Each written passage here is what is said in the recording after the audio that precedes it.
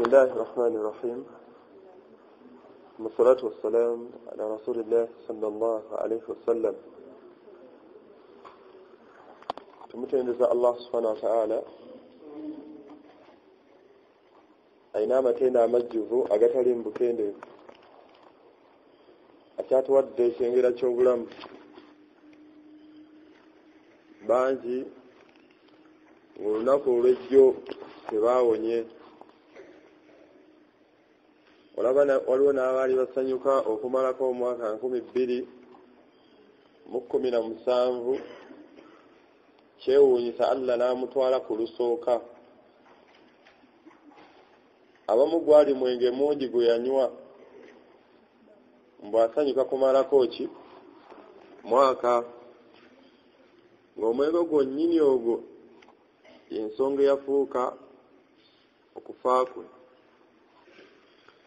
Omuddu yenna Allah gwakyawadde obulamu n'emyaka gy'olina n'omuddu yenna awangaala ng'olaba okyali muto, abaddu bangi Allah bakatuusizza ku myaka gy'olina. Yagamba tabaraka Allah, yagamba nti waminkum man yutawaffa min qabl, mummwe nina beezita Allah n'amuttanga min qabl, amanyi ne baleeta ebigambo enzivunula nga 3. Mu bo waliwo abagamba nti Allah kyeyali ategeeza waliwo abattibwa Allah omwana n'amutta nga tavudde na mu lubuto lwa maama we. Tembawulirangako omukyala yabadde tannaba kuzaala naye bagenza okulaba omwana yafiiridde mu lubuto. Kikulaga nti gwa nze naawe fetukaddiye. Allah subhanahu wa ta'ala alina obusobozi obukuttira wonna w'aba ayagadde oba wonna w'oba oli. Allah bw'ali ayogera ku tulo kwe tuvaamu okwebaka oba tetuvaamu okwebaka, Allah yagamba nti Allahu yatawaffa al-anfus hiina mawtiha. Abaddu abaganya okutegeera Allah yagamba nti y'oyo atta emyoyo egimu we gyebakira. Siramu yalidde ekyeggulo kye luseniya lwa muceere n'agenda awummulemu. Bagenda omubuuza okusa swala ya subuh Nabil nga mubalamu takyalimu. Kyewuunyisa ffe abamulaba nga agenze tetubula kyetuteekawo. Era omuddu agamba oba muceere guno alika bambi yalidde nnyo naye nga Allah amukwatidde awo. Allah nagati wallazi lam tamut fi manamiha, waliwo abamu Allah subhanahu wa ta'ala batatta kati yenze naawe olwo bayogerako n'atuddiza emyoyo gyaffe tumale ebbanga obuwangazi bwe yatuwandiikako. Omuddu yenna ne bw'onaawangaala n'omala emyaka 80 60 100 fenna la budda sanamut, fenna tugenda kufa. Naye ekikulu ofiiridde ku mbeera ki era emirimu gy'olina gyenkana ki mu maaso ga Allah okuwejjana. Ne bwe buli muntu yenna asoma oba osoma Qur'an giseeko ebirowoozo, ekyo kyennyini kyokola kyogenda nakyo mu maaso ga Allah. Osoma adhikaari ba'da salat ziseeko ebirowoozo, ezo adhikaari zogenda nazo mu maaso ga Allah. N'emyaka gy'olina yenna asiiba sunna mande lwakuna nnaku njeru siiba nga otaddeyo ebirowoozo ebyo ogenda nabyo mu maaso ga Allah subhanahu wa ta'ala bibigenda okukugasa. Ma indakum yanfadu wa ma inda Allah baqa. Allah gabye muyina bino material things bimuyina, motoka, ssente, baana, bakyala, bya bugagga, akeedi. Yagamba nti byonna tebigenda bagasa wabula ebigenda okukugasa gy'emirimu gy'okulembeza egiri ewa Allah. Allah n'atulabula oba okuzukusa entegeera yaffe n'agamba nti wa inna alaykum la hafidhin kiraman katibin. Mwina abakuumi babiri, mwina abalondoola babiri. Ma yalfidhu min qawlin, tolina kakibeere ekigambo kale ekikolwa sooka okireke. Allah yagamba tolina kigambo ky'oyinza kwogera mu bulungi bwakyo toyina kigambo kyoyinza kwogera wallahi nga kiyitirivu obulungi okujjako nga kirina kiwandiika era ne weribeera zambi ng'okozesezza lulimi nga kigambo kyoyogedde mu bubi waakyo ne wekibeera kitono Allah n'aleeta ebimu ku bigambo ebitono nga mazambi bwe yali yogera ku muzadde yagamba nti wala takullahuma uffi okwekanya obwekanya nga maama waakuyise oba taata onoga zambi ate nno mazambi amanene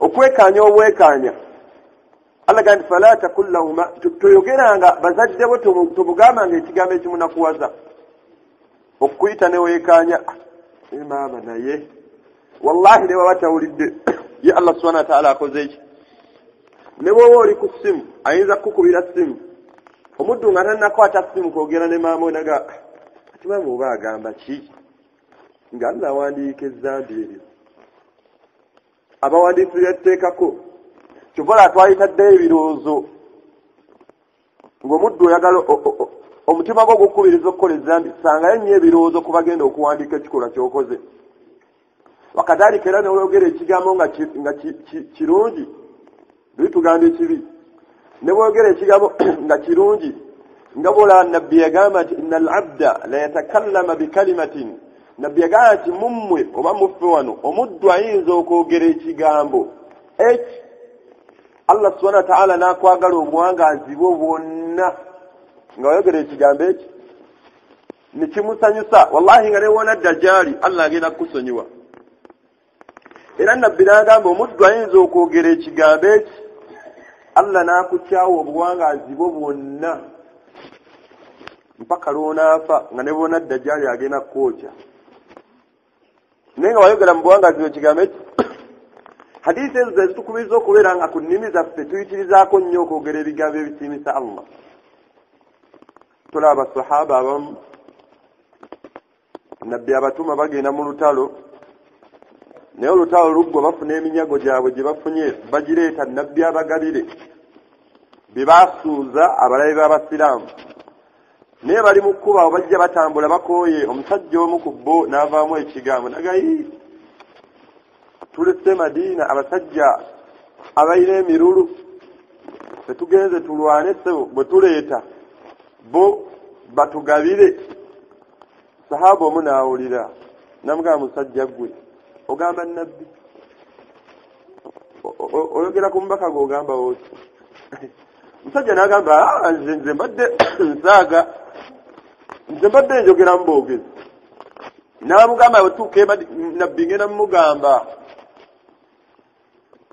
omusajja n'amugamba naye mbadde nsaaga obedde Allah subhanahu wa ta'ala wallahi ali waggulu w'amagulu omusanvu n'ensi omusanvu nga yawulidde dda n'atuma Jibril namugamba nti genda ogambe Muhammad waliwo abasajja aboogedde bino ne bino ne bino naye essaawa yonna bagenda kujja bamutuukeko naye bajja waali bagenda mumugamba nti tubadde tusaga mu busaazi kutwaliriza lugendo naye Allah yamugamba nti abasajja bwe bajja booli okwetonda bagambe tebeetonda qad kafartum ba'da imanikum bakaafuwadde Allah abagobye tebakyali basiraamu oluvannyuma lw'obukkiriza bwabwe naye nga bayogera kigambo kya lusaazisaazi nabbi abaasiriikiridde amawulire ago Jibril agamuleetedde abasajja bano nga batabye bamutooledde essalaamu naye nga yabategedde dda abatunuulidde ati nemugamba ati munnange omubaka wa Allah ono eyasooka okuloopa bano bagenda okwogera nabbi n'ababuulira byonna bye boogedde naye nga tabaddeeyo naye yabagamba nti Allah abagambye temwetonda mukaafuwadde oluvannyuma lw'obukkiriza bwammwe naye nga baayogera kigambo bugambo mu mbeera ya kusaaga abasajja obulamu ne bukaluba hatta idha daqat alayhim al-ard ensi nebafundirira lwa kigambo kye baayogera hanawe ekyo twegendereze nnyo obuwangazi buno bwe tulina twogere ebigambo ebisaana tolimbisa omubaka tolimbisa Allah tolimbisa togeya tokumpanya totemerera kola emirimu emirungi abakuumi bye bakuteekako bo bawandiika nabbi yagamba nti abantu basatu bokka be batawandiikibwa mirimu bikolwa byabwe asookera ddala eyeebase omuddu ne bwobamu ekigambo nga kinene nga kibi naye nga weebase gwe tebakukola ki tebakuwandiika kuba obeera totegeera bulungi. Omuntu agudde eddalu omulalu, omuntu agudde ki eddalu, omuntu owokusatu ke kaana akato ennyo, akaana akato ennyo akokko tebakawandiikako byekakoze eki bikakoze. Naye leera wetukalaba ku zambi tukakubiriza okuva ku zambi kuba kayinza oddikulirako ne kakula nga tekakola. Nawe kityo bangi muffe ebitabo byaffe byaggulwawo dda, naye weebuuzeemu. Allah subhanahu wa ta'ala wanaggabako qiyama nti iqra kitabak, soma ekitabo kyekyemirimu gyo gye wakola. Olabamu mirimu ki gye wakoze gyo, gulaba gye wakoze eki. Osanga omusiraamu nga byayinamu yasambye omupiira, kwebaka, duba tewali adhikaari ba'da sala qabliya ba'diya. Ate n'olaba omulala nga ye ku qiyama n'agenda okujja okusoma ekitabo nga mulimu emirimu emirungi. Nabbi yagamba nti abaddu bagenda kusoma ebitabo byabwe. Riwaya emu nabbi yagamba nti ebimu ku biseera ebigenda okubeera ebizibu omuddu waatagenda kufuna kusaasira eri muganda we, ebimu ku biseera ebizibu mu buwangaazi bwaffe, nabbi yagamba ebimu ku biseera ebizibu ku qiyama, nabbi yagamba nti omuddu ebitabo byaffe bigenda okukafukibwa mu bbanga, oluvannyuma buli kitabo kigende nga kinoonya nannyini waakyo. Ahsahullah, Allah awandiise, tetwerabidde. Allah akugamba ku qiyama nti soba ekitabo kyo, sula soma. Naye ogenda okusoma ekitabo kyo mulimu emirimu gyemirungi n'amazambi. Tetugenda kusoma mu jjama ng'abadde babeera mu madarasa basoma Qur'an nti onaasoma n'oli asoma. Allah wanaatugamba okusoma ku qiyama omuddu ogenda kusoma omu abantu bonna basirike. Nze amaama mutabani muwala waago ererere, nze riziki taata wange yegundi, maama wange yegundi, emirimu gyange emirungi gye gino. Nga buli omu asirise bwati nga bwe musirise nga njogera, nga buli omu asirisa akutunulidde akyawuliriza. Omuddu ajja asome emirimu gye emirungi, wano nasala duha, wano nensaddaaka, wano neetulako mu ddarasa, wano nasala ku tahajjud, wano nasoma ku adhikaati, wano nalongoosa eri bazadde bange, wano omuddu ajje nga yeeyagala ng'asoma agenda kubikkula empapula bw'ati, oluvannyuma agenda kugwa ku mutwe omunene. Gano ge mazambi gange. Nago ng'alina okugasoma ng'abadde bw'asoma nga bwe yeeyagala ng'asoma emirimu emirungi. Wano nayenda ku mwana wa gundi, wano nayenda ku mukazi wa gundi, wano nabba, wano nageya, wano nakumpanya. Ate nga buli gwe wakolako ezzambi omwogera.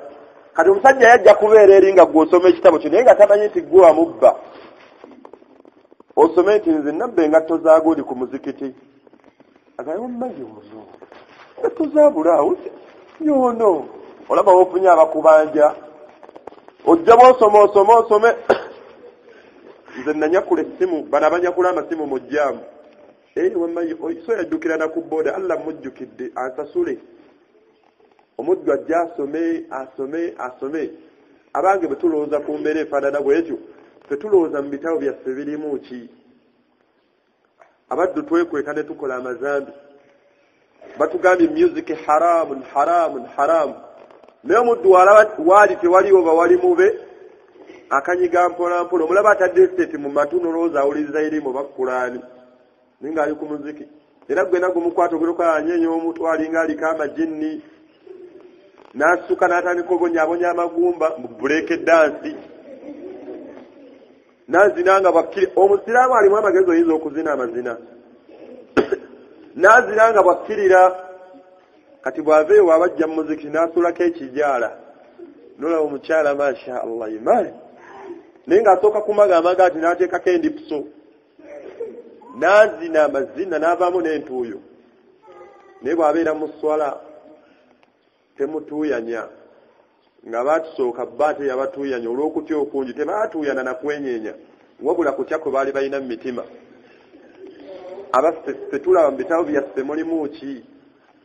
Niyo kyabuluganda abakkiriza twegendereze tetugenda tunako olwaleero mu bufunze eddakiika ntono tugenda kutunuulira ku bintu ebyeyawulidde mu Qur'an ebintu ebyeyawulidde Qur'an ya Allah tabaraka wa ta'ala zebayita khasa'isul Qur'an ebintu ebiri khassa kibira ebintu ebiri special ebiri ku Qur'an Allah subhanahu wa ta'ala wenyini ngatandika okwogera ku Qur'an yegamba ati alif lam mim dhalik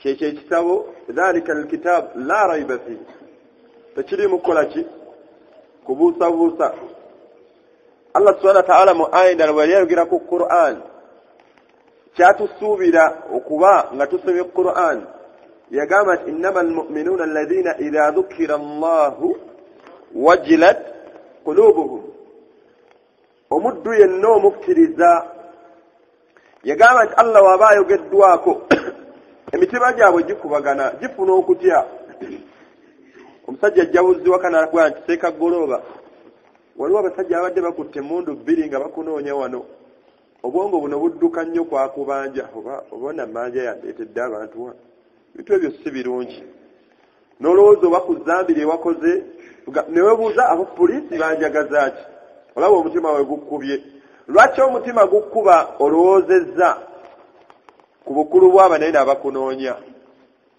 baganda ffe abali bunene abatera okuvuga ku mmotoka owa traffic akugira bugizaati n'awanika omukono kati obwongo ne busooka budduka pamiti ku mmotoka tekuli mipiira ate saadi pate mu mutima era apande wajja bati ku ddirisa osooka kwekisa apande gyebali yemuli kuba omanyi agenda kugamba muzeeyi musolo guliwa muzeeyi leeta pamiti lwaki ofuna okutya ku mutima okugulumiza kw'ogulumiza ekitonde kino abaffe Allah ebamwogerako tufuna okutya mu mitima gyaffe Allah nagamba nti ate abakkiriza kyembadde njagala ekiri mu ayo nagamba nti wa idha tuliyat alayhim ayatuhu abaddu bano abakkiriza bwe baba basomera Qur'an zadatuhum imana abakkiriza yo basomera Qur'an abaddu bakutte Qur'an muffe wano ejjuzu mmeka z'olina gireke zaali zikukyusizzaako ki ejjuzu z'olina usanga omusiraamu nga bulinaku asoma ejjuzu ki ejjuzu nnamba erina kyeyali ekukyusizzaako kale gwe tomanyi ziizi bakara bw'osoma Nas Falak Ikhlas wali ozulowoozezaako ne imaani n'ekulinnya mu aya endala Allah subhanahu wa ta'ala yagamba wa idha dhukira Allahu wahdahu ishma'azzat qulubu alladhina la yu'minuna bil akhirah beewuunyisa abaddu abatakkiriza Allah abatakkiriza nkomerero bo mwana wattu ate basomera Qur'an oba Allah subhanahu wa ta'ala wayogerwa kuba mu Qur'an oba in particular tugaye mu Qur'an abaddu bafuna okutamwa ate bwe boogera ku ebyo ebitali Allah idahum yastabshirun ogera okulaba nga basanyufu aya endala Allah subhanahu wa ta'ala agamba Allahu nazzala al-ahsana al-hadith Allah yasse emboozi esinga okubeera ennungi esinga okubeera etufu amakulu byonna atuzzayo ng'ayogera ku Qur'an eno ekigenderemu ku bigenda by'okusoma kusoma Qur'an kukyusa buwangaazi bwaffe abaffe ma huwa al-Qur'an Qur'an kyeki Qur'an bigambo bya Allah subhanahu wa ta'ala ebyassibwa ku mbaka Muhammad sallallahu alaihi wasallama nga Allah subhanahu wa ta'ala akozesa Jibril alayhi salatu wassalam byetutendereza nabyo Allah imma mu kubisoma oba mu kubiwandiika mu kubikolerako mu kwebuulirira nabyo Qur'an kyekitabo nga bwe tugenda okulaba ebintu ebyeyawulidde mu Qur'an waliwo abaasooka okuweebwa ebitabo abatusooka nga bwe bawa Tawraati gye bawa baani Tawraati baagiwana Musa ate Injili baagiwa Isa ate Zabuur ne bagiwa Daawuda Qur'an nejja nga yeesembyeyo Qur'an nejja nga yeesembyeyo ate ejja enywezaawo okubaawo kw'ebitabo biri ebyasooka newankubadde ebiri mu dduniya ebitabo biri amazima sibye byo. Isa ibn Maryam Allah tamusangako Bayibuli ejjuddemu songo obusongozi bubukomu yali ayogera ku bigambo ebyo siri bigambo byabuwemu bisinga ebyo biri mu songo obusongozi. Olidde ebitabo byonna ebyasooka baabikyusa buli ebbanga lyalinga liyitawo nga bagenda bakyusa bakolamu bodnongoosereza amateeka agabanyiga ne bagajjamu nga woolaba mu Injiri eya Isa ibn Maryam agamu ku mateeka Allah ge yabassaako yabagaana okunywa omwenge n'abagaana okulya embizi. Kati bo mukola ennongoosereza ne bakyusamu nti tolyanga ng'embizi bwerya, ng'ekituufu kyali nti Allah yabagaana nti mulya embizi. Bo olw'okwagala n'okugiwoomerwa nga balina okukolamu ennongoosereza. Abange Qur'ani bwetyo si bweri. Allah subhanahu wa ta'ala agamba nti watammat kalimatu rabbika sidqan wa adla. Ebigambo bya Allah subhanahu wa ta'ala bya mazima byajjula tebyetaaga nnongoosereza yonna. Kyobola Qur'ani ekyenkizo ebimu ku byenkizo byeyina omuddu obeera eri n'osoma kati gwe n'osoma nogaa nti Al-Rahmani Rahim. Eno baasizunga bakwanukula nti aseeka Al-Rahmani teri mu Qur'ani. Al-Rahmani ebyo Allah tabyogerangako. Nobeera n'osoma nti iyyaka na'budu wa iyyaka nasta'in. Bino baasizunga bakwanukula. Qur'ani tekyusibwa togisomanga bw'okola ki nga bw'oyagala. Ezimu ku bintu ebyeyawulidde oba ebimu ku bintu ebyeyawulidde Qur'an annahu min indillahi ta'ala. Qur'an eno yassibwa oba eva wa Allahu subhanahu wa ta'ala.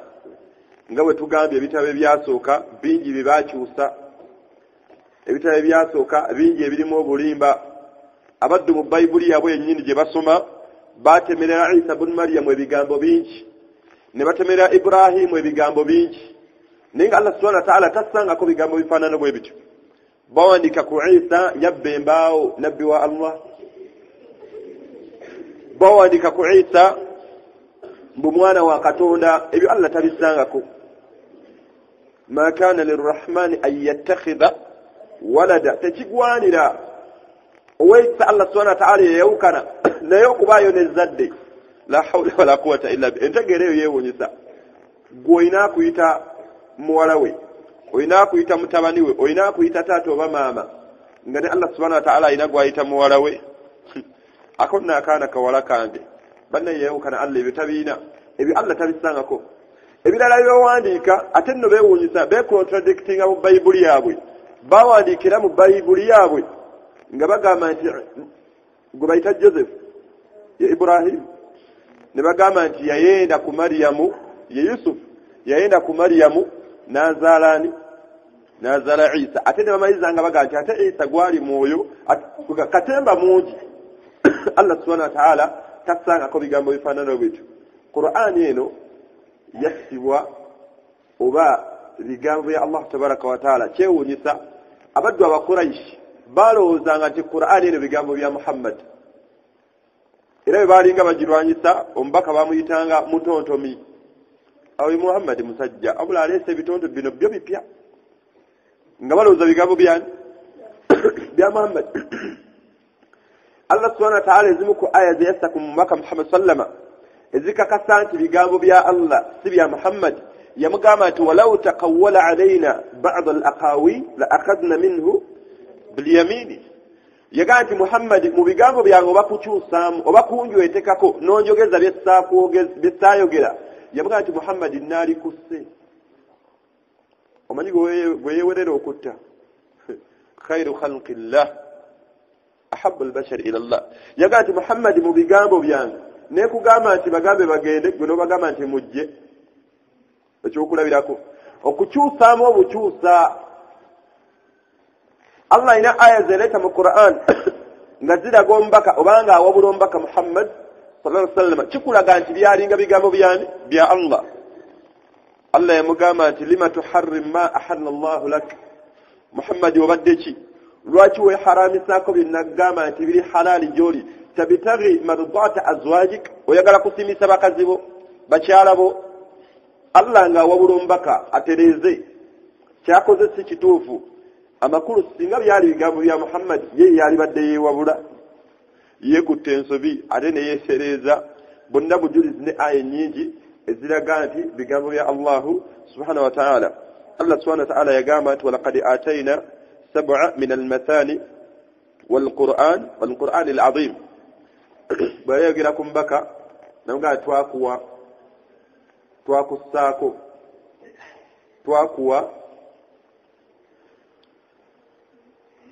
sab'a min al-mathani wal-Qur'an al-'azim. Abasinga abavunza abamu ne bagamba nti sab'a omusanvu ebintu ayo omusanvu eziddiringanwa ya surati ki al-Fatiha nagamba nti wal Qur'an al-'azim ne Qur'an eyekitiibwa Allah bwomu ku bujulizi bwaleeta ng'akakasa ti Qur'an yava wa Allah tassangako bbaluwa za Pawulo, Allah tassangako simanya Bakolinso, Allah tassangako simanya bikola by'abatume, Allah tassangako kuli kuyiya kwa John, bamuyita John ne Pawulo. Bw'omubuuza nti John bamuyita John ye John, n'omubuuza mpolampola nti ono yali mubayigiriza ba Yesu, nti nedda teyali. Ate yeewuunyisa nga y'omu ku baali balwanyisa Yesu.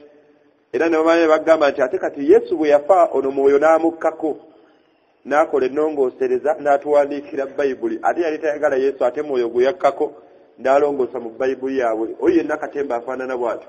Kyova Allah subhanahu wa ta'ala yagamba omuddu yenna wayrul, omuddu yenna mukolimire ayina ekibonerezo ekinene, omuddu yenna awandiika ebigambo n'emikono gye. Thumma oluvannyuma n'agamba nti qaala hada min indillah, bino bivudde wa Allah.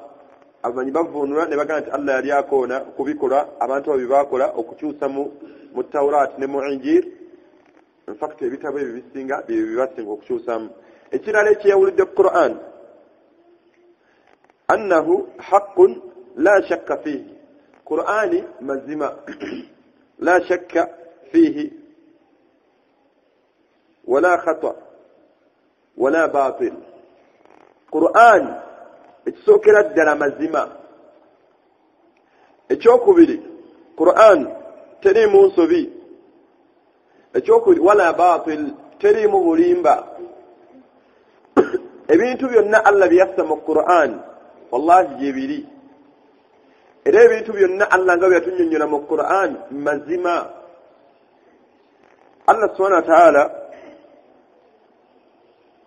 yagamba nti dhalika alkitabu la rayba fihi, kyekitabo ekitaliimu kubuusabuusa. Byonna ebiri mu Qur'an Allah ge yaleeta mazima. Gwaba tategedde abuusabuusa nga weetaaga okunnyonnyola ennyo oba oliawo otegere kyebagamba. Allah waleeta mu Qur'an n'agamba nti omuddu yenna anaafa nga njeemedde ngenda mwokya. Temulimu kubuusabuusa. Allah tayinza kukyusa oba takyusa mu bigambo. Allah takyusa mu ndagaano ze. Abaddu ffenna ne bwe tugamba nti ffenna twende, abantu bonna okuva e Mashariki mpaka e Magharibi, Allah tayinza kukozesa kutende wali nti abantu bonna kati n'owenza ibaada yassadde amazima mu Qur'an. Omuntu yenna ezzambi bw'oliti bw'olikola ngenda kukubonereza, ezzambi bw'oliti bw'olikola ngenda kukubonereza. Qur'an teriimu nsobi. Abaddu abamu bamanyi okugamba nti alaba Qur'ani yammwe nga bulaba Allah bwe yali aziyiza omwenge yaguziyiza mu sejezi mmeka? Sejezi 3. Kati bano abaddu abatamanyi kusoma Qur'an yalowooza nti ayinza okukyalenyiga Qur'an asomako aya yasooka. Allah bwe yagamba nti wala taqrabu ssala wa antum sukara, temusemberanga eri esswala, temugenda eri esswala nga mutamidde. Ne bavuuna nti kitegeeza nti oba nga tugenda kusala okkirizibwa okukola ki nga bwe kyali, nti baali bakkirizibwa okunywa omwenge nga tebannajja mu ki, kuba ye yali embeera yaabwe. Allah najja nga aziiza aya ziringa 3 mpaka aya yasemba Allah nga aziiza okunywa omwenge. Kati abaddu yalowooza nti agenda ku challenging mu Qur'an eno ngalabanga kyazudde ekinene tasoma aya zisembayo wabula asomako aya esooka n'asanga omusiraamu eyakwata Qur'ani naye ng'amakulu teyagategeera n'anyenya omuto wallahi pasta kyayogedde kyekyo. Qur'an tekubagana, Qur'an tecontradictinga, Qur'an tewaliwo teyinza kuleeta Allah ng'aziyiza ate n'amaliriza ng'akoze ki ng'akkiriza. Nebwekyo Qur'ani omukkiriza yenna alina okukakasa ti Allah subhanahu wa ta'ala ebigambo byayogera mazima. Allah yagamba waman asdaqu min Allahi qiila oba waman asdaqu min Allahi haditha, ani asinga Allah okwogera amazima. Ye kennyini yatuziyizaako obulimba. Allah tayinza kwogera bigambo bya bulimba, era ebigambo bya Allah tebirimu nsobi era tebirimu bulimba. Allah tayinza kulimba, Allah tayinza kulaganyisa nga bulaba omuntu gwe yagamba nti afudde nga mwononefu la yadkhuluna aljanna, tagenda kuyingira jjana era tekijja kukyuka bwe kityo bwe kiri. Byonna Allah byeyassa mu Qur'an, omukkiriza yenna asoma Qur'an olina okukakasa nti mazima. Ekyokusatu ekyeyawulidde Qur'an, Qur'an innahu furqan bayna alhaqqi furqanan bayna alhaqqi walbatil. Qur'an kyekitabo ekyawula oba byebigambo bya Allah ebyawula wakati w'obulimba n'amazima, nga Allah bwe yagamba tabaraka alladhi nazzala alfurqana ala abdihi liyakuna lilalamina nadhira. Yayitidde okubuwa waggulu oyassa Qur'ani ku muddu we ani gwe yagissaako omubaka Muhammad sallallahu alaihi wasallam ebeere lilalamina nadhira, kwebuulirira eri abaddu eri ebitonde.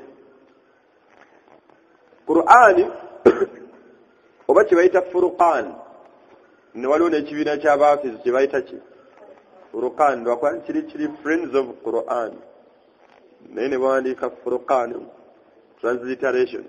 Furqan mu Lwarabu kitegeeza okwawula wakati w'amazima n'obulimba. Agamu ku mannya nnabbi ge yatuuma Umaru yamuyita Faruq, farrakta bayna alhaqqi walbatil, yayawula wakati w'obulimba naki n'amazima. Umaru bwe yasiramuka bw'ati kyonna ekyamuziyizibwa tolaba ekyokubulabirako. Umaru olunaku lwasiramuka yasanga lwaza muganda we gwe bali bayita Fatima bint Khattab, oli yali Umar ibn Khattab. Fatima yali asoma surati Taha, baali balina omusajja gwe bayita Khabbab ibn al-Arat yali ali mu basomesa. Fatima ne bbaawe nga beekwese bali mu kusoma, be basooka okusiramuka nga Umaru tannakola ki tannaba kusiramuka, naye baba bali mu kudalasaamu awo basoma mpolampola. Qur'ani bayireni ng'ewandiikibwa ku maliba, ng'oli ayita surati Taha naye ng'eri ku ddiba esuleegi naye nga ezeemumenya. Omanyi kye bayita okusitula eddiba libawandiiseko Taha, kati baali bawandiiseko aya ezaali zisooka. Najja Khabbab n'atandika obbasomesaamu Taha ma anzalna alayka alqur'ana litashqa illa tadhkiratan lima yakhsha, mpaka gye zigenda. Kati baali bakyali mu kusoma, bagenda okulya Umaru ajja ayogerawo mpolampola. Baali bamumanyi embeera ye n'enkolagana ye ku busiraamu nga tannaba kusiramuka, ng'ayigga buli yenna akkiriza nti akoze eki asiramuse.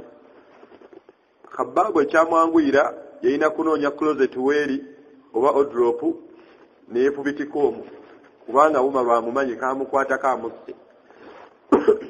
Neyekweka mu ngoye oba neyekweka weyekweka mu kisenge.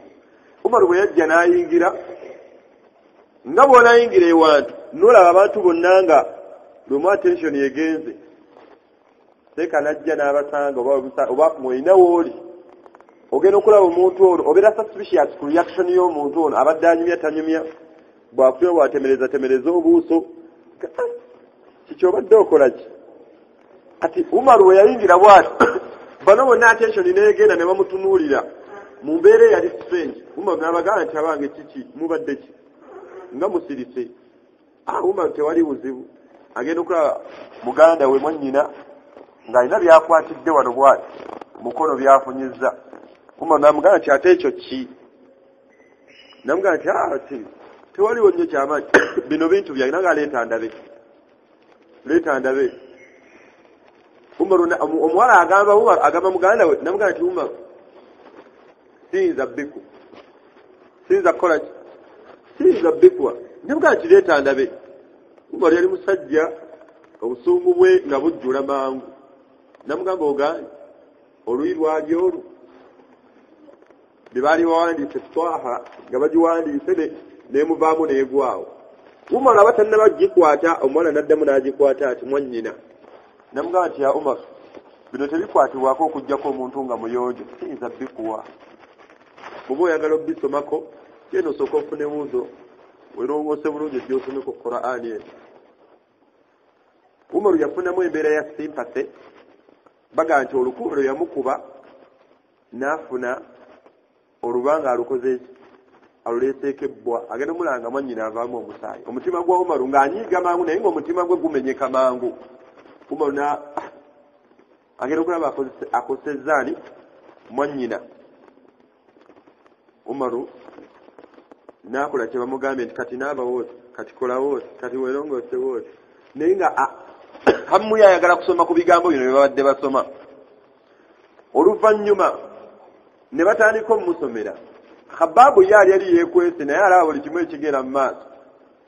Gwe weeteka mpanyi kya Khabbaabu, Umaru waakubidde mwannyina. Olaba kukwata ku Khabbaabu ibn Arad. Abaali eri mu kava zaali ati alaba eno bitabuse, talina waayita omulyango ogwo. Ne batandika okusoma Taaha ma anzalna alayka alqur'ana litashqa illa tadhkiratan liman yakhsha. Umaru n'awuliriza ebigambo bino n'agenda nga awulira mpaka faati esooka ya Taaha. Umaru bagenda okulaba agonza abadde n'amaanyi n'ekiwago n'atuula wansi ati ng'ebigambo bimubeteese bimukubye n'atuula n'awummula wansi n'abaga ati abayi ebyo mbadde musoma ate ekyo ekitontome kyani nga mutontomi. Ne mugamba nti munnange Umaru nga bw'owulidde ebigambo bino biva wa Allah subhanahu wa ta'ala biyassa ku mbaka Muhammad sallallahu alaihi wasallam. Ebigambo bino si bya bulimba, tanzila byassibwa oba bikka oba Allah abissa okuva eri oyo omulezi w'eggulu n'ensi, omulezi w'ebitonde byonna. Umaru n'abagamba oluvannyuma lw'okuwulira ebigambo ebyo n'agamba nti dulluni, mbasaba mundagirire Muhammad ali luddawa. Naye ng'asomye aya ntono nnyo zamusomedde ezisooka ku surati Taaha. Olaba Umaru watandise okwawula wakati w'obulimba n'amazima. Njagala mundagirire Muhammad nyiiza musanga wa? Khabbaabu yali yeekwese yasooka okugyayo omutwe, nze mmanyi waali, nze ngenda kutola mmanyi waali. Alaba Umaru akyuse agenda okulaba Umaru azzeemu n'aggyayo ekitala kye. Khabbaabu nga oba musajja ate bikyuse. Negati Khabbaabu totya, ndagire wali ani? Muhammad. Khabbaabu n'akwata ekkubo n'agenda ne Umaru. Naye bw'akwata okugenda okusinkagana nabbi waali we yali asula nabbi olw'obukuumi bwe baali balina basaba n'okwagala kwe bali baagala nabbi nga waliwo abali ku bulinzi awo abakuuma yenna ayagala okukosa nabbi tumweŋŋanga. Baali bakyayimiriddeawo ku mulyango bagenda okulaba Umaru ajja ne Khabbaabu nga Umaru aweese ekitala kye wano. Namanyi bannaye kati kaweddemu. Umaru aleese Khabbaabu mututemera wano. Umaru kiki? Umaru najja nga atambula. Basahaba bonna abaali bakuuma buli omu n'anoonya waayita. Bilaali bonna buli omu ono n'ayita eno oli n'ayita eno. Waasigalawo omusajja ogwo yali Hamza ibn Abi Talib. Ye n'asigalawo ng'akutte ekitala kye bw'ati. Umaru we yajja asembera namugamba nti Hamza n'agamba Umaru namugamba nti Umaru bw'obanga ozze wano na mirembe ngenda kukwaniriza na mirembe, wabula bw'obanga ozze kulwana ngenda kwenganga omukufa ina okutta munne naye nga totuse ku Muhammad sallallahu alaihi wasallam amza waayo bulamu bwe kutaasa nabbi leero bavuma sunna za nabbi gwe nooseka toyinza kubeera mu bali abadduka Umar n'agamba Hamza nti Hamza ekindeese wano nze mundagire Muhammad waali sizze kulwana wabula mundagire bulagirizi Muhammad wakola ki Hamza n'amugamba nti Umar teeka ekitala wansi Umar n'awumuza ekitala wansi Hamza ng'akyakutta ekikye amumanyi naga nti Umar yingira Muhammad ali munda wano bali abaali badduse Umar we yawumuza ekitala ne badda waayi ne badda ne basigala kumulya naye oba n'atuga mutuge oba agenda kukola ki awo tujjamu nga nkasaka ina kitala Umar we yayingira mu nju n'asanga nabbi ng'atudde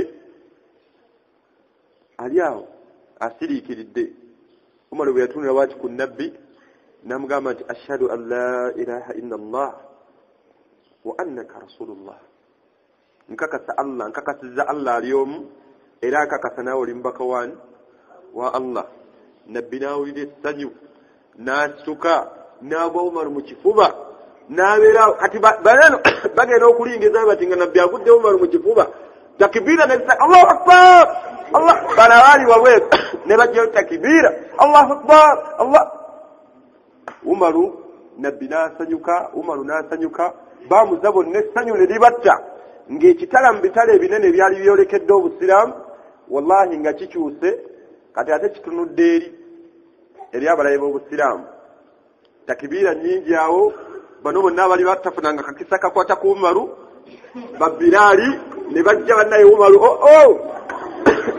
bonna awo baali bonna abasajja abali wangala ne nabbi kuba buli sahaba ina nga takikkiriza ne Umaru bw'omukwatako bati Umaru Allah yali mutonda nga musajja yali muwanvu nga munene Abubakar yali musajja muwanvu naye nga mutono Abubakar ate boogera ku Abubakar ebiseera ebisinga owuliranga Abubakar yali omusajja omunene naye nga musaizi Abubakar hatta n'enkutu gye yasibanga nga Abubakar talina kiwato nraga nga talina kabina wabula era nabbi wali ayogera ku kweyesa Abubakar yagamba nabbi nti nabbi nange ndi mbakweyesa nina enkutu yange naye buli wenjisibwe mu kiwato wano kabina talina weetuula ekkirira buli wenjisibwe bwete ekkirira nga bw'onaasiba enkutu n'ogisiba empagi eba ekkirira kati yayina naye nga ng'enkula ye si munene enkutu ng'emutawaanya nnyo nga tetuula mu kiwato nabbi n'amugamba nti agwe toli mubakweyesa kuba tokikola lwakwekuza kyenjagaddemu sayizi kati Umaru era egimu ku bizannyo gya Umaru gye yazannyanga okugenda ku kyembadde njagala mu kyafaayo ekyo Umaru yalinga musajja muzannyi wa wrestling Bailen yali yazannyanga ebigo ngera ebagaa nti ogenda kusinkagana Umaru akatima akabeera eno mu bigere nga Umaru kizibu mumegga yali musajja wrestler nga musajja alina ennyama nga muwanvu kati basahaba bano bonna baawulira essanyu nga wallahi Umaru akoze eki asiramuse bamuwadde haaga bamu ngalo basanyuse takibira zivuze ne Umar ibn Khattab embeera emala okukkakkana nabbi atandika okwogerako eri Umaru n'abalala namugamba nti Umaru ekisookera ddala woba ozze ng'ozze kusiramuka omusiraamu yenna tayambala bikomo omusiraamu omusajja tayambala bikomo bya gold yali nkola y'Abawarabu abamu nga bambala nnyo ebikomo bya gold kuno kuba gold yali rayisi nnyo ebiseera ebyabwe leero guno omulembe gwe tugamba ogulimu ssente infact currency emu ku gye baali bakozesa ku mulembe gwa nabbi baali bakozesa gold ng'otwala gold esimooni ebinusu nga bya gold ne bakuwa eŋŋano ne bakuwa ekikyapati naye ng'otutte gold coin leero okwata bwoti ka gold akeekana n'olugalo oba ogenda gaggawula n'abaana bo n'abazzukulu bo kati Umaru yalina ekikomo ekyo nabbi n'amugamba nti Umaru omukkiriza yenna tayambala kikomo ekyo ky'oyambadde tayambala ebyo Umaru n'agamba nabbi kino omukkiriza takyambala Umaru n'akijjako kyo n'akasuka eri akasuka gold asiramuse olaba nti Umaru okusiramuka kuba kusobola okufaanana oluvannyuma binamugamba nti ya Umaru anta Faruq kyembadde nnoonyamu ekigambo kyamugamba nti anta Faruq gwe eyawula wakati w'obulimba n'amazima kati kye bayita Furqan ebimu ku byeyawulidde ku Qur'an eno Qur'an Furqan eyawula wakati w'obulimba n'amazima wakati w'amazima naki n'obulimba ereeta ebintu ebiri haramu nga biri haramu nereeta ebintu ebiri halali nga biri halali Qur'an ng'obujulizi obulala bwendeese atugambye nti ebikirala ekyeyawudde Qur'an ekyokusatu in fact tugenda kukoma ku bibiri biri hanga ebintu 13 naye tukome ku bibiri bino ebiddako ekyokubiri omuwandiisi n'agamba nti Qur'an eno anna fiihi ilma kulla shay'in Qur'an eno irimu yonna gy'oyagala okumanya Qur'an eno irimu yonna gy'oyagala okukola ki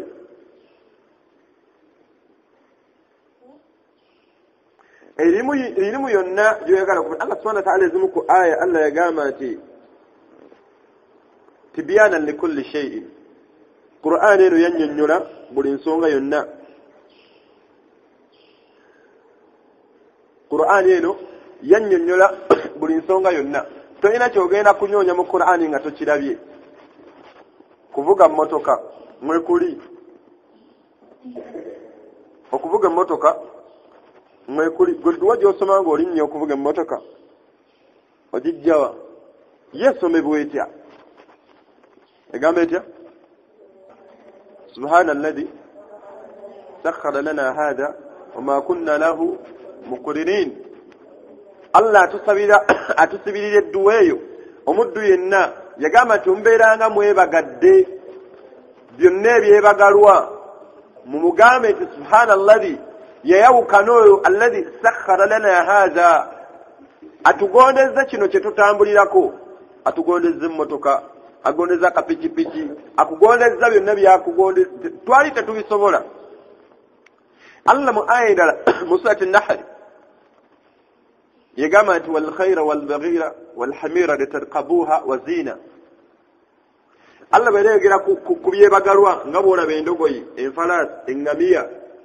amanyi bagaziya ne batuusa ne ku bino byennyini bye tukozesa okutambuza nnyonyi pikipiki mmotoka traini parachuti byonna nemiti yagamba litahmilu asqalakum ila baladi lam takunu balighihi illa bishiqqil anfus bibeetikkire bimukozesa means of transport zibeetikkire ebintu byammwe lam takunu balighihi illa bishiqqil anfus bimwali temusobola kutuusa oba ebintu tasobola kutuusa gye mulaga okuggyako nga mukooye mathalan oyagala kuleeta nsawo za muceere futaali ensawo kilo 5 nga tolina kyebagala oyinza kukozesa ki Qur'ani Allah najja nga atunnyonnyola ebisolo byeyatuwa biki Allah n'atuuka n'otunnyonnyola ebyokulya by'olya falyanzur al-insanu ila ta'amihi Allah n'atuuka okutunnyonnyola ebyokunywa by'onywa nusqiikum wa inna lakum fil an'ami la ibra Allah nnyonnyola byakunywa byo Allah n'aleeta ennyambala ya ayyuha nabi qul li azwajika wa banatika mpaka aya gyekuma aleeta ennyambala ya mukyala Allah n'aleeta endyayo kulu washrabu wala tusrifu Allah n'aleeta okusuubula wa ahalla Allahu al-bay'a wa harrama ar-riba wala ta'kulu ar-riba ebyo nabi jambera ya busubuzi kikyoyinza okwogerako ekitali mu Qur'an kunyonyi Allah subhanahu wa ta'ala ya ma'ashara al-jinni wal-ins bumbeera musobola mutambulireko ne mu bbanga eno olaba waleeta ennyonyi mutambulireko na muki ne mu bbanga Allah n'aleeta okutambulira ku mazzi fa idha najjahum ila albarri idahum bwe mbataasa ne mbatambuza ne mbaseeya ne bayisa ku mazzi gano ate ogenda okulanga beewuunya omugobi beewuunya omugoba w'eryato obona omuvubi wallahi omuvubi yavuze eryato tubadde tufudde naye nga Allah subhanahu wa ta'ala yakugondezza Allah yagamba nti walakad karramna bani adam wa hamalnahuma fil barri wal bahri nasukkulumya omwana Adamu ono ne mugondeza ebiri ku lukalu n'ebiri kuki ku mazzi nabasho Qur'an eno ebirala ebyawulidde ku yo tibyana li kulli shay'in Qur'an eno yannyonnyola buli nsonga yonna toyina kyogenda kunoonya mu Qur'an kikubule gwaba takirabye naye nga mu Qur'an kikola ki mwekiri Allah nayogera kuwasa mu Qur'an mwekuli ya ayuha alladhina amanu la yahillu lakum an tarithu nisaan karha temukkirizibwa wasa bakyala nga mubakase bukasi musati nisa najjanga atema ekyo Qur'ani Allah najjanga atema kukugaba emmali y'abamulekwa waliwo abalina rubu waliwo abalina byonna nga bwe yaleeta engaba yaayo kuga Qur'ani byonna bwe buwangazi bw'omukkiriza tolina kyogenda kunoonya mu Qur'ani kikubule kivala kibeera kikubuze Allah yagamba nti fas'al ahla dhikr in kuntum la ta'lamun buuza abo Allah bawadde okumanya okukusinga okukwo bw'obanga gwe tokola ki nga tomanyi nawe kityo Qur'an eno mulimu ilma kulla shay'in mulimu elimu yonna gy'onoonya n'essemberayo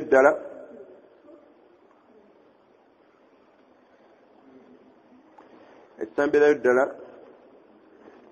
ebyawulidde mu Qur'an eno annahu shafaa'u wa rahma Qur'an eno mulimu eddagala Qur'an ewonya Qur'an kola ki erimu eddagala ate wa rahma nakusaasira Allah subhanahu wa ta'ala bw'aleyogera ku Qur'an eno okuwonya kwayo obanga tetunagenda ku bujulizi mu Qur'an abaddu bangi abatawanyizibwa endwadde ne basoma ruqya babasome aya za Qur'an Allah yagamba wa nunazzilu min al-Qur'ani ma huwa shifaa wa rahmatu lilmu'minin Allah yagamba mazima ddala nassa twassa amakulu nassa min al-Qur'ani ma huwa shifaa mu Qur'an eyo nga mulimu okuwonya nga mulimu okukola ki okuwonya gubadde mulembe guno nga badde okozesa Qur'an okwejjanjaba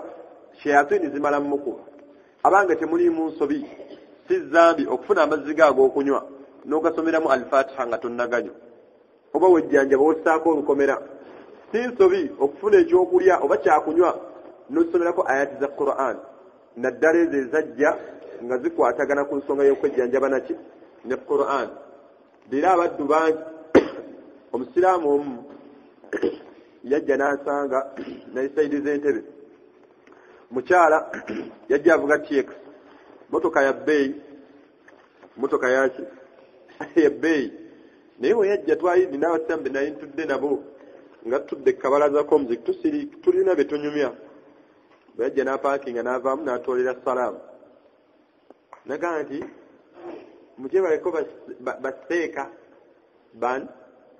baseeka kofe munnaye aje tinaawe gyebale naye nga omukyala anyumya yabadde ekijaala yenna masha Allah omukyala obuvunaanyizibwa nagamba nti munnaye mbadde nsaba munoonyezeeyo omuntu ayinza okunnyamba kofe nti kiki obadde ekyo olina obuzibu nagamba nti waliwo seeka gwe nakubidde essimu nga ninawo ebintawanyatawanyamu mu bulamu naŋŋamba nkima akapapula kano kemba nsomera mu mazzi nnywe Allah biizinillah ajja kutereera netugamba nti akapapula kaliwa kaliko ki omukazi n'atuwa akapapula nenkakwata nti nemugamba seeka yagambye atya seeka yaŋŋambye nsome ebigambo ebyo mbisomere mu mazzi nga nywe biizinillah ajja kuwona omukazi ye kennyini nga tetunamuddamu kigambo kyonna nagamba naye mbadde nsaba yenna kale anannyambako n'ansomera ebigambo kale nja muwayo emitwalo 4 mitwalo ameka 4 neziramu nentunula kapapula naye nga bamuwandikiddeko surati Nas surati Falaq surati Ikhlas ayatul Kursiyu ne aya ezisembayo mu surati Al-Baqara buli kimu akisome 3 marrat emirundi emeka naye nga tabimanyi nga bigabako emitwalo ameka ku muziki waliwo obwana obusoma Qur'an bwali munda nga bamaze nadde okusoma buli mu kwegoba tulondayo obwana buna bwe tumanyi obusobola okusoma obulungi nga tubuga mugenyi n'omukyalo oyo twamubuuza olina amazzi nti genda n'abaana abaana ne batuula mu mmotoka TX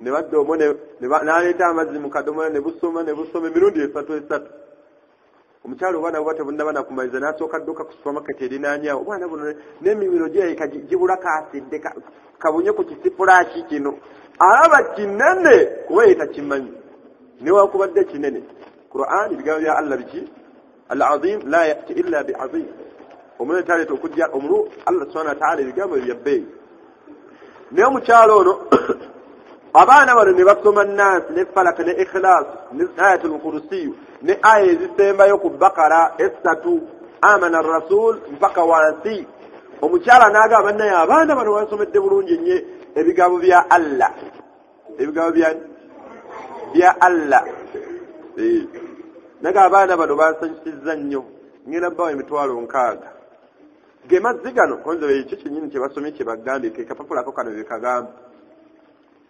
omukyala n'abala emitwalo mmeka 6 n'agiwoba naye ng'ekimumenya butamanya kusoma Qur'an surati Falaq tagimanyi Nas tagimanyi Ikhlas tagimanyi Ayatul Kursi tagimanyi aya esembayo ku Bakara wallahi tazimanyi naye ng'agaba emitwalo 6 obwana buno olwabuwa 6 obwana buna mugende nga mugabana ne bugenda nga bugabana oba 18 kitundu bwezi kati buli omu agende eka abulire maama we kyafunye ne budduka eka abamu bwali tebulina na bitabo tebulina ngatto tebulina olid ne buyitiramu awo nabwe kityo kyembadde njagalamu fenna twefeko okuyiga okusoma Qur'an twefeko okuyiga ki okusoma Qur'an omukyala n'enfaananyi kirungi seeta alina nnyingi emmotoka gyavuga y'amaanyi naye tamanyi kusoma ki kusoma Qur'an Naasi Falaq Ikhlas tazimanyi Allah subhanahu wa ta'ala yatusiza kino kye tulina zaabu ebigambo bya Allah birimu eddagala ebigambo bya Allah biwonya okuwonya kwa mirundi ebiri waliwo okuwonya kuno okwaffe okw'emibiri ne bawo okuwonya kuno okuwonya endwadde z'emitima omuntu yenna bw'olaba ng'omutima gwo nga gukakanyadde beera ng'oguwawula na kusoma Qur'an abaddu bali abaatusooka bajjanjaba emitima gyabwe ezimu ku ndwadde z'emitima mwe muli ensaalwa mwe muli obutayagaliza mwe muli bulwadde ekyobulala ezimu ku ndwadde z'emitima mwe muli bingi butamala biseera bingi endwadde z'emitima naye endwadde z'emitima zonna ziwona na kusoma Qur'an Allah kyatugamba nti wanunazzilu min al-Qur'ani ma huwa shifaa mulimu okuwonya omusajja omu gwe mbansembyayo nga mmaliriza baali bamuyita Khudayr yali imam e Makka bagamba nti yalina mutabani we nga bamuyita Ali ibn Khudayr tuwulirize kyewuunyisa omusajja ono nga mutabani we alina emyaka 10 n'emeka 14 emyaka 14 naye taata we buli yasomanga Qur'an n'asoma ku aya ezikwatagana n'omuliro ng'omwana ono azirika myaka 10 n'emeka nga bolooza ku gy'olina n'okuzirika ku wali ozirise omwana ono gimu taata we aba asaaza e Makka katabanike ka Ali ibn Khudayr kali mabega wa taata asoma akala kata omuswafu n'asoma ezimu ku aya Allah subhanahu wa ta'ala ng'agamba nti walaw anna lilladhina zalamu ma fi al-ardi jami'an wa mithlahu ma'ahu liyaftadu bihi min su'i al-adhab wa badalahum egambe aya basi sagala abantu kuntula kumpi nga temuli basi muyongere eri basi batule wa Allah subhanahu wa ta'ala yagamba nti bonna abantu abalyazamanya Allah ne bakumpanya amateeka ge ne batamusinza ne bamujemera obulyazamanya bonna Allah yagamba nti ne banaweebwa enseeno ate wa mithlahu ma'ahu neki kifaanana amakodi amaweebwa ensi emirundi emeka ng'ebintu bino Allah byabawadde ensi n'ebikirimu liyaftadu bihi min su'i al-adhab babikozesa okwenunula ku bibonerezo bya Allah yagamba nti bagenda okusanga mu maaso ga Allah nga si ekiriyo amakulu Allah kye yagamba nti la yukhadhu minkum fidya lero sibaagala mu nnunuzi sibaagala mu ssente sibaagala mu wabula njagala mirimu mirungi. Omwana ono taata wasoma aya eyo, bw'asoma aya taata yasanze omwana ali mabega myaka 14 fakarra ila al-ard. Omwana ono ne yekkata ekigwo wansi, taata ali mu kusaaza eri, omwana myaka 14 ali mu layini, omwana n'agwa ddu. Nga imaamu amanyi ekyokukola n'ayanguye essola naye nga takendeezezza mu yo, alabe embeera egenze mu maaso eno mulayi. Mpulidde omuntu agwa, amaliriza asaza salaamu, agenda okukyuka emabega nga mutabani we Ali ibn Khudayr yagudde wansi, aye muzirisizza myaka 14. Amuyoola amugjawo amudduse wa maama we n'amuyira ku mazzi, bw'amunyenyanyenya Ali omwana ono masha Allah, omwana nadda engulu. Maama we n'amugamba nti lataktulanna Ali, taata w'abaana ojja kutta Ali. Omwana olekera okusoma aya ezimukanga omuti, omwana ojja mutta. Maama we n'amugamba nti munnange taata, nze munnange nsoma busomi, nange omwana ono ebimu ebyamutuusa ku mbeera efaanana bwetyo. Yali mwana yali yejjanjaba omutima gwe ng'agujjanjaba na Qur'an, wallahi ng'akola tadabburu ku yo, agifumiitirizaako myaka 14. Osanga omusiraamu myaka 4, 5, 6 ali Fatiha, Ar-Rahmani Rahim, ani yamuta ghairi magazubi wala lwali. Eyo gy'asomedde ebbanga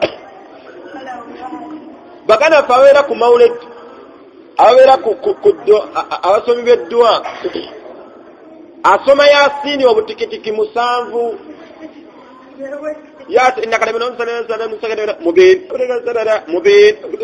mubin owulira mu bbiini yokka, ebisigadde tobiwulira.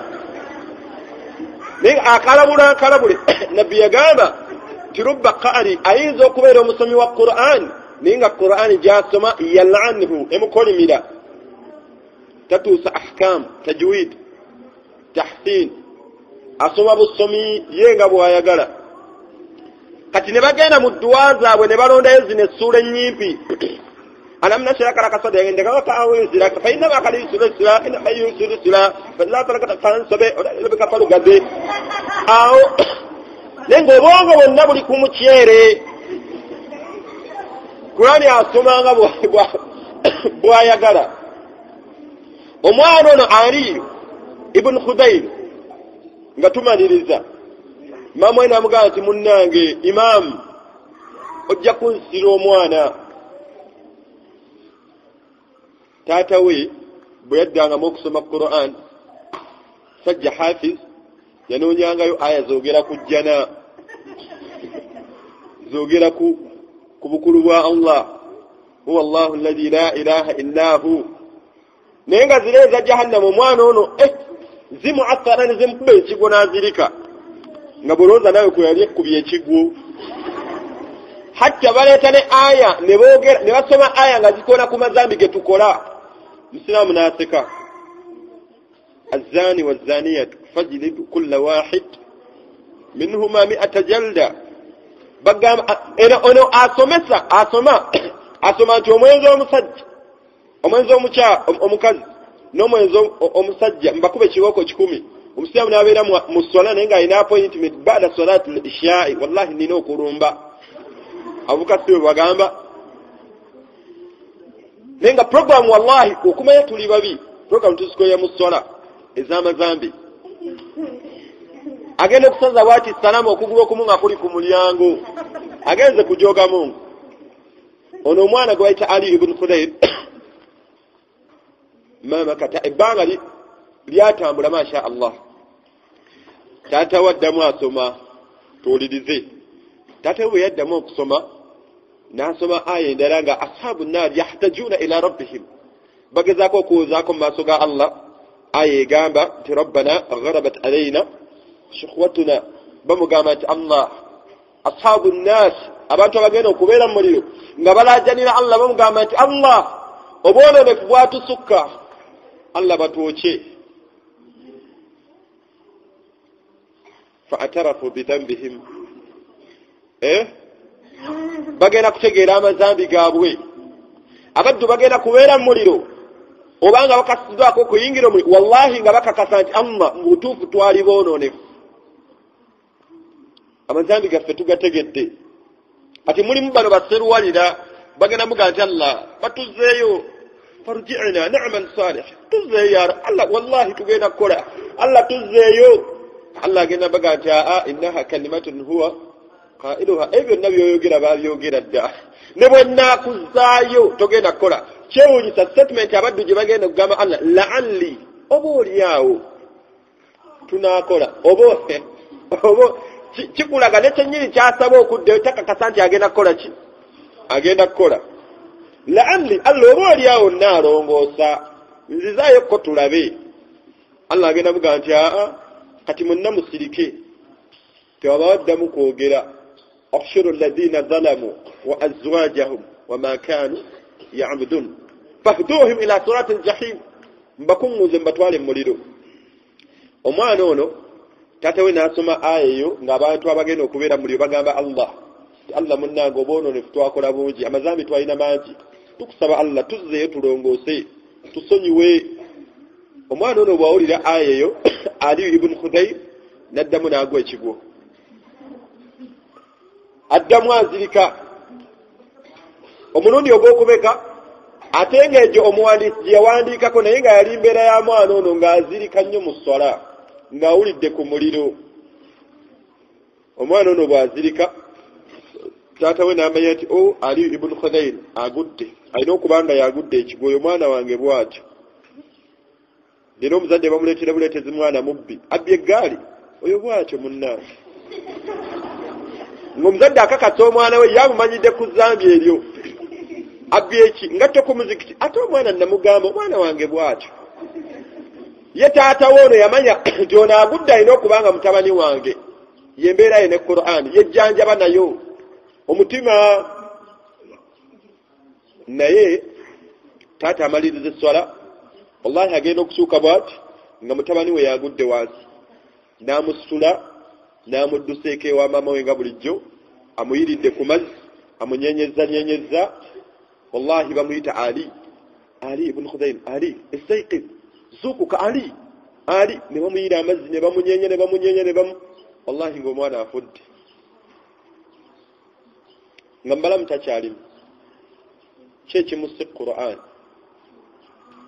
nga afudde ne bamunyenya ne bamulindamu ne baddamu ne bamuyira ku mazzi ng'omwana afudde naye ng'alowooza ku aya Allah n'akola ki n'akutuka n'afa bameka be bali owuliddeyo kale teyali ggwe nga lyasomyeko Qur'ani n'azirika n'afa musiraamu bamujja mu bbaala ng'ekanzu yagikubye ekikalu enkofira n'agijjako n'agisiba nga sumbuusa tebantegeera n'ayingira ekibaala abakyala bw'ati bana babiza omupiira goolo n'enyo n'akasuka eccupa bwedde ekuba kamaadi tu n'azikira omulundi gumwe n'asisinkagana Allah mu mbeera efaanana bwetyo abalongoofu abaatusooka baafanga Qur'an leero ffe tufiira ku mazambi omuddu ne bamukuba ne bamutta naye nga gwe batta ye budala abbye nawe kityo ebintu ebyawulidde Qur'an bingi tugaziyiza nnyo biiznillahi tabaraka wa taala bwe tuula tufunye obudde tujja kutunya ebirala ebisigaddeyo ebintu 13 ebyeyawulidde Qur'an ya Allah tabaraka wa taala mbalamira tunyikire nnyo okusoma Qur'an erimu ebibala bingi erimu ebirungi bingi erimu empeera nnyingi erongoosa obuwangaazi bwo n'otuuka ewa Allah ng'oli mbaddu abasiimiddwa subhanaka allahumma bihamdika نشهد أن لا إله إلا أنت نستغفرك ونتوب إليك السلام عليكم ورحمة الله وبركاته